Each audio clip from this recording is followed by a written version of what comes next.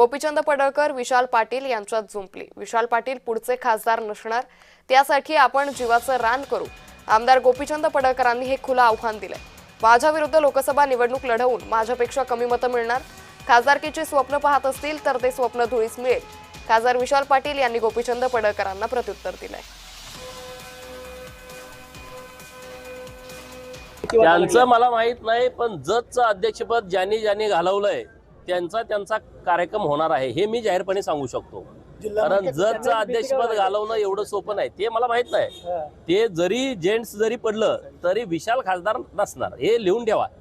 यासाठी मी जीवाचं रान करेन, मेहनत करेन, लोकांच्या मध्ये जाईल, लोकांची कामं करेन। भारतीय जनता पार्टीच्या नेतृत्वात पलूस कडेगाववाले असतील, ईश्वरपूरवाले असतील, इथं आता आम्ही काम करणारच ना। आणि त्यामुळे शेवटी जनता जनार्दन आहे, जनतेला मी पटवून देऊ आणि 2029ला नक्की कार्यक्रम करू। मला माहित नाही, जर महिला राखीव पडलं तर मग मी उभारणारच नाही। त्यामुळे त्यांना कदाचित माहित असेल किंवा जाणून बुजून ज्या ठिकाणी त्यांचा पराभवच होणार आहे त्या ठिकाणी राखीव करायचा प्रयत्न भाजप करू शकेल। ज्या वेळ होईल त्या निर्णय घेऊ।